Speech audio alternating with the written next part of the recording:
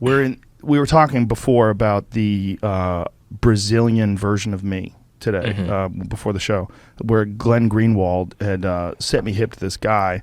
I don't know his name, but he is a Brazilian podcaster who's very popular.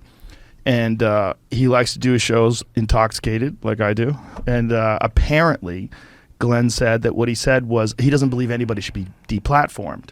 And he said, and someone said, like, including Nazis. And he said, yeah, I don't think you should deplatform Nazis, which, as we were saying before, was like the original position of the ACLU. The ACLU, which a lot of like Jewish attorneys, they were saying, no, we shouldn't deplatform Nazis. And this is like 30 years after the Holocaust, right? Fresh in our mind. So for us today, I mean, this is like 1990. Imagine if the Holocaust was in the 90s. And then today in 2022, we're saying, no, you shouldn't deplatform Nazis.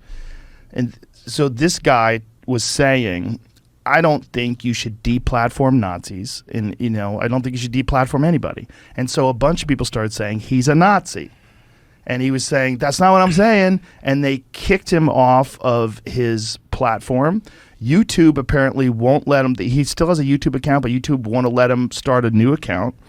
And people want him deplatformed off of everything. And whatever platform he was on where he was getting paid for his podcast, he got fired from. Yeah. I mean, what is this guy's name? Bruno. There you are. Ayub? I don't know how to say that. Yeah. Okay, it says it right here. 3 years ago, video game streamer Bruno Ayub decided to start a new podcast, Flow, modeled on the Joe Rogan Experience. Okay, he said, man, it'd be really cool if I did that in Brazil since nobody else has. Told the New York Times he interviews comedians, academics, government officials, ufologists, drinking alcohol and smoking weed. It's the exact same show. This motherfucker, he stole my show. Anyway, his meteoric rise is due in no small part to model developed by his hero, as he learned last week. Aping Rogan comes with a risk.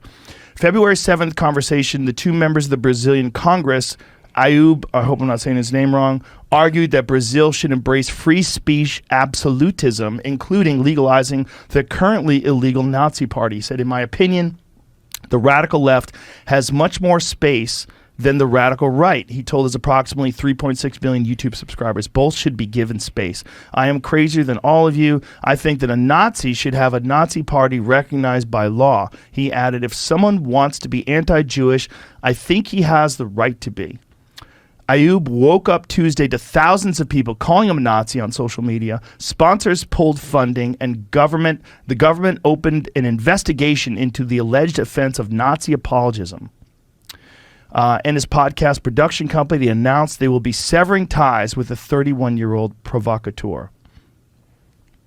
So there you go.